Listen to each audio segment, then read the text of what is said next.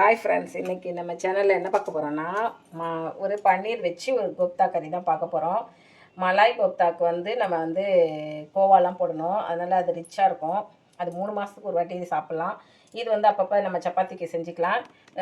கம்மி இன்க்ரீடியன்ஸில் நான் எப்படி ஒரு பன்னீர் கோப்தா பண்ணுறேன் அப்படிங்கிறத பாருங்கள். இப்போ வந்து இதுக்கு தேவையான கோப்தா ரெடி பண்ணுறதுக்கு முதல்ல வந்து நம்ம என்ன எடுத்துருக்கோம்னா, பன்னீர் துருவி வச்சுருக்கோம்.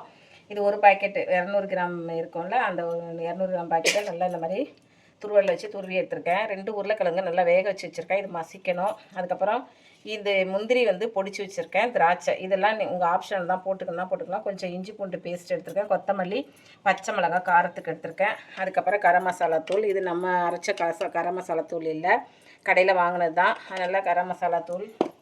அதுக்கப்புறம் காஷ்மீரி சில்லி பவுடர். அதுக்கப்புறம் மஞ்சத்தூள் போட்டுக்கிறோம். சால்ட்டு. இதுதான் நம்ம கோப்தா பண்ணுறதுக்கு இது. இப்போ பன்னீர் கோப்தாவுக்கு இதெல்லாம் நம்ம ரெடி பண்ணிட்டோம்.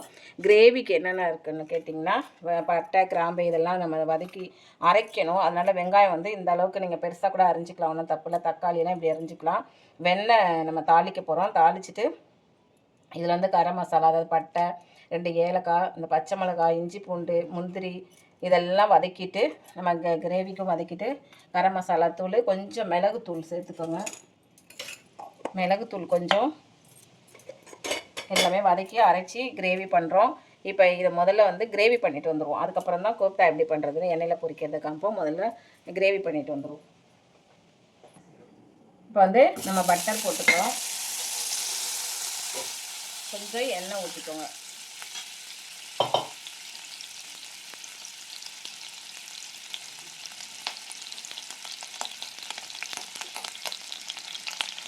பட்டர் நல்லா மெல்ட் ஆகட்டும்.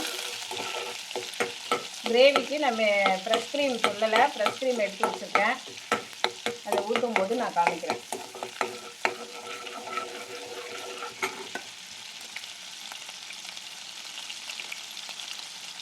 இப்போ பட்டை, மசாலா வகையெல்லாம் போட்டுக்கோங்க. முந்திரி போட்டுக்கோங்க. இது நல்லா கொஞ்சம் வதங்கினோன்னே பச்சை மிளகாய் சேர்த்துக்கோங்க. கொத்தமல்லி நம்ம இறக்கும் போது போடணும். இது எல்லாமே நம்ம அரைக்க தான் போகிறோம். அதனால் வந்து நீங்கள் ஒன்று ஒன்றா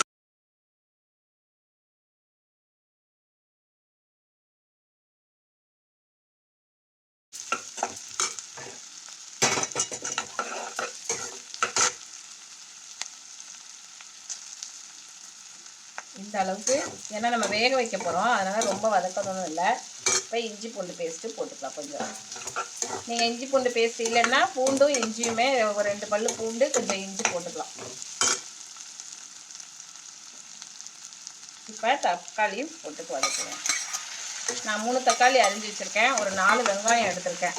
ஏன்னா நம்ம அரைச்சோன்னா கிரேவி கம்மியாக இருக்கும். 4 பேர் 5 பேர் சாப்பிட்ணுன்னா நம்ம இந்த அளவு குவான்டிட்டி எடுத்துக்கோங்க. இன்னும் ஒரு நிறைய செய்யணுன்னா நீங்கள் அரை கிலோ வெங்காயம், தக்காளி இந்த அளவு வந்து கூட்டி வச்சுக்கோங்க.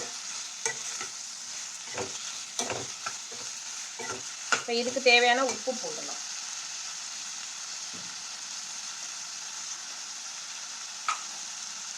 இந்த கிரேவிக்கு தேவையான உப்பு போட்டுக்கலாம். இதுக்கு நம்ம கல்லுப்பு சேர்த்துக்கலாம், ஒன்றும் பிரச்சனை இல்லை.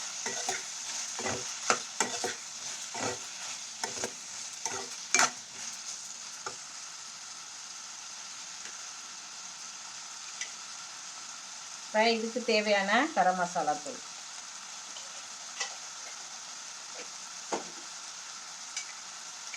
ஏன்னா பச்சை மிளகாய் போட்டிருக்கோம், காஷ்மீரி சில்லி நம்ம இது நம்மளே அரைச்சது.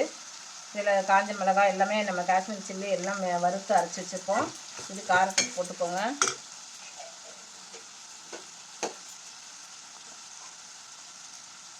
மஞ்சத்தூள் போட்டுக்கோங்க.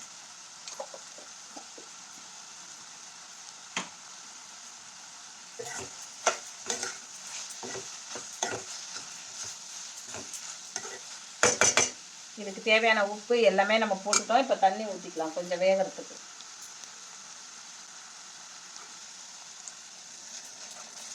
கொஞ்சமாக தண்ணி ஊற்றி இதை நல்லா வேக வச்சிருங்க.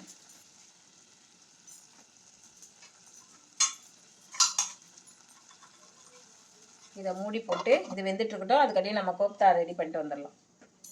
நான் கோப்தாவுக்கு 2 ஐட்டம் சொல்லலை. நீங்கள் வந்து பைண்டிங்க்கு வந்து கார்ன்ஃப்ளவர் 1 ஸ்பூன் போட்டுக்கலாம், நம்ம மைதா மாவு போட்டுக்கலாம், இல்லைனா கடலை மாவு போட்டுக்கலாம். நான் இன்றைக்கி கோதுமை மாவு தான் எடுத்திருக்கேன். இப்போ முதல்ல வந்து உருளைக்கிழங்கு நல்லா மசிச்சுக்கலாம்.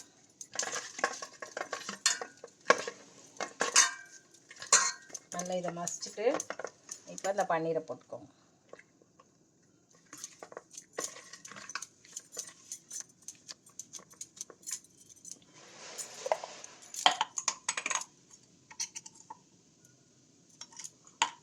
கொஞ்சம் பெப்பர் போடும், கொஞ்சமாக போட்டுக்கோங்க.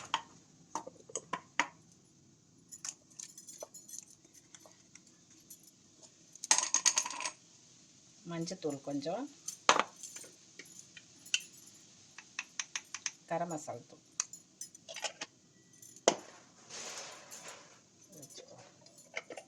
கொஞ்சோண்டு மிளகாத்தூள், காஷ்மீரி சில்லி பவுடர். இப்போ இதுக்கு இஞ்சி பூண்டு, முந்திரி, திராட்சை, பச்சை மிளகா, கொத்தமல்லி,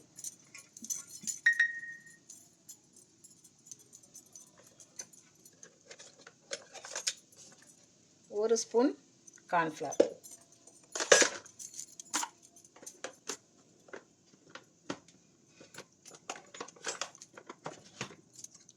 ஒரு ஸ்பூன் கோதுமை மாவு, தேவையான உப்பு,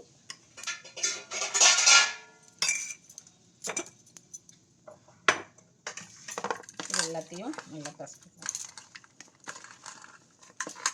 இப்போ இந்த அளவுக்கு பிசைஞ்சுக்கோங்க. இது நமக்கு கோப்தா உருண்டை பண்ணுறதுக்கு இதை உருட்டி வச்சுக்கலாம். இப்போ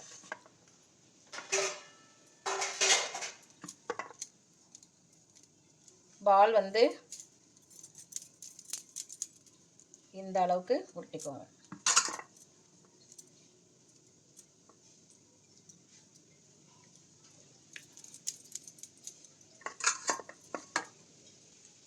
நமக்கு இத்தனை பால் வந்திருக்கு. இதை எண்ணெயில் போட்டு பொரிக்கணும். எண்ணெய் காய வச்சுட்டு வந்துடுறேன்.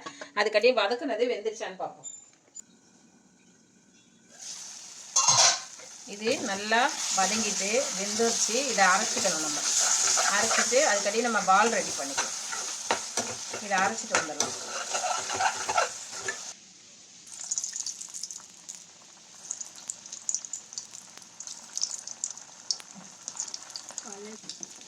கொஞ்சம் ரிச்சு தான் இது.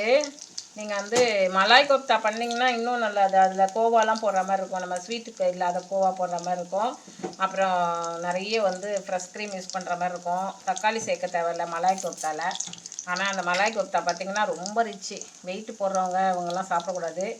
அதனால் நான் இந்த வாட்டி பன்னீர் வச்சு கோப்தா உங்களுக்கு பண்ணி காமிக்கிறேன். மலாய் கோப்தா ஒரு வாட்டி போடுறேன் வீடியோ.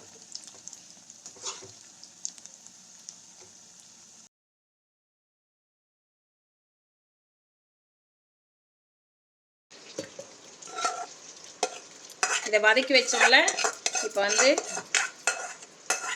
அதை அரைச்சிக்கலாம். ஃபைன் பேஸ்ட்டாக அரைச்சிக்கோங்க.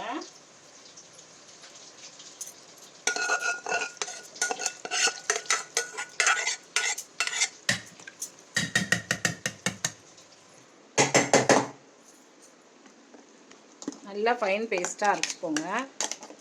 இப்போ கொஞ்சமாக பட்டர் கிரேவி பண்ணுறது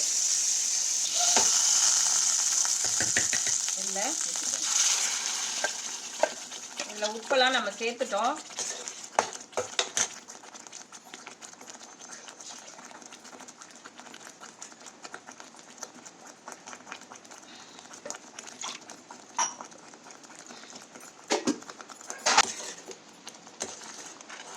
நல்லா ஃபைன் பேஸ்ட்டாக அரைச்சிக்கோங்க. இப்படி இந்த மாதிரி ரெடி பண்ணதுக்கப்புறம் இதில் 2 ஐட்டம் உங்கள்கிட்ட நான் சொல்லலை. உங்களுக்கு கஸ்தூரி மேத்தியும் இதை வந்து போட்டுக்கோங்க. கொஞ்சம் ஃப்ரெஷ் க்ரீம் வந்து இதில் பாதி ஊற்றிக்கோங்க. இது ஒரு 5 நிமிஷம் இருக்கட்டும். அவ்வளோதான், நம்ம ரெடி ஆகிடுச்சு. இப்போ வந்து கொத்தமல்லி தலையை தூவி இதில் 1 ஸ்பூன் சர்க்கரை போட்டுக்கோங்க.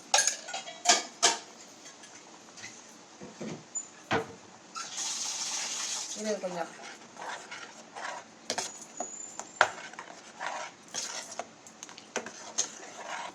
இவ்வளோ தான் ஃப்ரெண்ட்ஸ், நமக்கு கிரேவி ரெடி ஆகிடுச்சு. இது எப்படி பிளேட்டிங் பண்ணுறதுன்றதை பாருங்கள். பயங்கர சாஃப்டாக இருக்கும். அதனால் நீங்கள் தான் பார்த்து நிதானமாக எடுத்து தீயை வந்து ரொம்ப வைக்காமல் எடுத்துக்கணும். சாப்பிட போகும்போது பிளேட்டிங் பண்ணுங்கள். நான் சப்பாத்தி போட்டுட்டேன், சப்பாத்திக்காக தான் இது பண்ணேன்.